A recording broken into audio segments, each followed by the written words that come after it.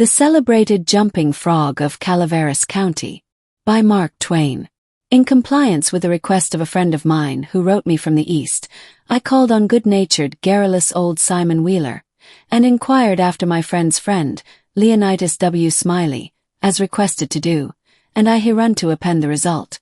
I have a lurking suspicion that Leonidas W. Smiley is a myth, and that my friend never knew such a personage, and that he only conjectured that if I asked old Wheeler about him, it would remind him of his infamous Jim Smiley, and he would go to work and bore me to death with some exasperating reminiscence of him as long and as tedious as it should be useless to me. If that was the design, it succeeded.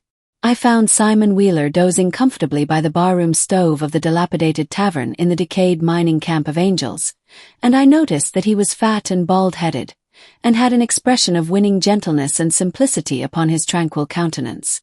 He roused up and gave me good day. I told him a friend had commissioned me to make some inquiries about a cherished companion of his boyhood named Leonidas W. Smiley. Reverend Leonidas W. Smiley, a young minister of the gospel, who he had heard was at one time a resident of Angels Camp. I added that if Mr. Wheeler could tell me anything about this Reverend Leonidas W. Smiley, I would feel under many obligations to him. Simon Wheeler backed me into a corner and blockaded me there with his chair, and then sat down and reeled off the monotonous narrative which follows this paragraph. He never smiled, he never frowned. He never changed his voice from the gentle flowing key to which he tuned his initial sentence. He never betrayed the slightest suspicion of enthusiasm, but all through the interminable narrative there ran a vein of impressive earnestness and sincerity, which showed me plainly that, so far from his imagining that there was anything ridiculous or funny about his story, he regarded it as a really important matter, and admired its two heroes as men of transcendent genius in finesse. I let him go on in his own way, and never interrupted him once. There was a feller here once by the name of Jim Smiley in the winter of '49. Or maybe it was the spring of '50. I don't recollect exactly, somehow, though what makes me think it was one or the other is because I remember the big flume warn't finished when he first came to the camp. But anyway, he was the curiousest man about, always betting on anything that turned up you ever see. If he could get anybody to bet on the other side. And if he couldn't, he'd change sides. Any way that suited the other man would suit him. Anyway, just so's he got a bet, he was satisfied. But still he was lucky, uncommon lucky. He most always come out winner. He was always ready and laying for a chance. There couldn't be no solitary thing mentioned but that feller'd offer to bet on it, and take any side you please, as I was just telling you. If there was a horse race, you'd find him flush or you'd find him busted at the end of it. If there was a dog fight, he'd bet on it. If there was a cat fight, he'd bet on it. If there was a chicken fight, he'd bet on it. Why, if there was two birds setting on a fence, he would bet you which one would fly first. Or if there was a camp meeting, he would be there reg'lar to bet on Parson Walker, which he judged to be the best exhorter about here. And he was, too, and a good man. If he even see a straddlebug start to go anywheres, he would bet you how long it would take him to get to wherever he was going to. And if you took him up, he would follow that straddlebug to Mexico, but what he would find out where he was bound for and how long he was on the road. Lots of the boys here has seen that Smiley and can tell you about him. Why, it never made no difference to him. He'd bet on anything, the darn gayest feller. Parson Walker's wife laid very sick once for a good while, and it seemed as if they weren't going to save her. But one morning he come in, and Smiley up and asked him how she was, and he said she was considerable better. Thank the Lord for his mercy, and coming on so smart that with the blessing of Providence she'd get well yet. And Smiley, before he thought, says, well, I'll risk 2.5 she don't anyway. This year Smiley had a mare. The boys called her the 15-minute nag, but that was only in fun, because of course she was faster than that, and he used to win money on that horse for all she was so slow and always had the asthma or the distemper or the consumption or something of that kind. They used to give her 200 or 300 yards start and then pass her underway. But always at the fag end of the race she'd get excited and desperate-like, and come cavorting and straddling up, and scattering her legs around limber, sometimes in the air, and sometimes out to one side amongst the fences, and kicking up more dust and raising more racket with her coughing and sneezing and blowing her nose, and always fetch up at the stand just about a neck ahead, as near as you could cipher it down. And he had a little small bullpup, that to look at him you'd think he warn't worth a cent but to set around and look ornery and lay for a chance to steal something. But as soon as money was up on him, he was a different dog. His underjaw'd begin to stick out like the forecastle of a steamboat, and his teeth would uncover and shine like the furnaces. And a dog might tackle him and bullyrag him and bite him and throw him over his shoulder 2 or 3 times, and Andrew Jackson, which was the name of the pup, Andrew Jackson would never let on but what he was satisfied, and hadn't expected nothing else, and the bets being doubled and doubled on the other side all the time till the money was all up, and then all of a sudden he would grab that other dog just by the giant of his hind leg and freeze to it. Not chaw, you understand, but only just grip and hang on till they throwed up the sponge if it was a year. Smiley always come out winner on that pup, till he harnessed a dog once that didn't have no hind legs, because they'd been sawed off in a circular saw, and when the thing had gone along far enough and the money was all up, and he come to make a snatch for his pet Holt, he see in a minute how he'd been imposed on, and how the other dog had him in the door, so to speak, and he paired surprised, and then he looked sorter discouraged like, and didn't try no more to win the fight, and so he got shucked out bad. He gave Smiley a look, as much as to say his heart was broke, and it was his fault, for putting up a dog that hadn't no hind legs for him to take hold of, which was his main dependence in a fight, and then he limped off a piece and laid down and died. It was a good pup, was that Andrew Jackson, and would have made a name for hisself if he'd lived, for the stuff was in him and he had genius.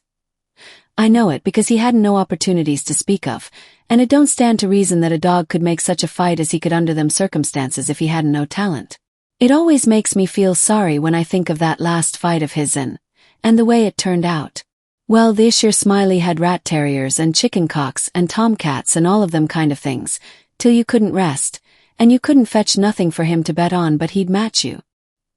He catched a frog one day and took him home and said he calculated to educate him, and so he never done nothing for 3 months but set in his backyard and learn that frog to jump. And you bet you he did learn him too. He'd give him a little punch behind, and the next minute you'd see that frog whirling in the air like a donut. See him turn one somerset, or maybe a couple if he got a good start, and come down flat-footed and all right like a cat. He got him up so in the matter of catching flies, and kept him in practice so constant, that he'd nail a fly every time as fur as he could see him. Smiley said all a frog wanted was education, and he could do most anything, and I believe him. Why, I've seen him set Daniel Webster down here on this floor. Daniel Webster was the name of the frog, and sing out, "Flies, Daniel, flies."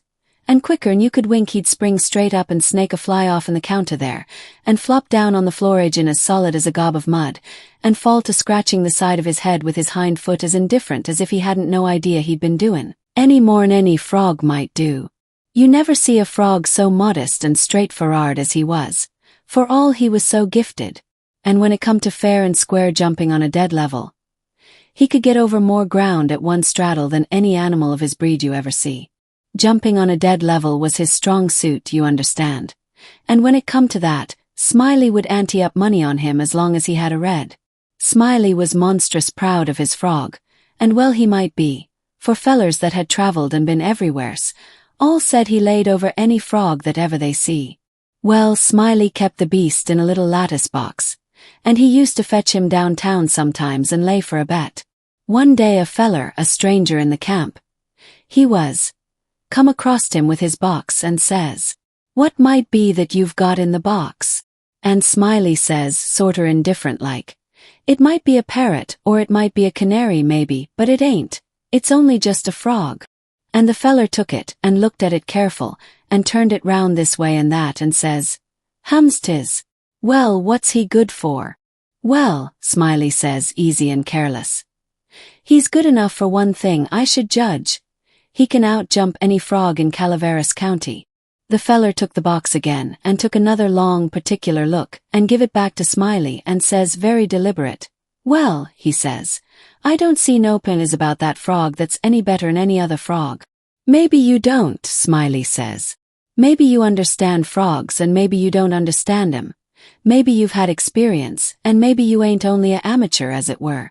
Anyways, I've got my opinion and I'll risk $40 that he can out-jump any frog in Calaveras County."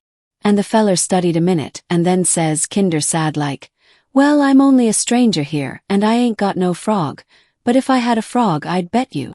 And then Smiley says, "That's all right. "That's all right, if you'll hold my box a minute, I'll go and get you a frog." And so the feller took the box, and put up his $40 along with Smiley's, and sat down to wait.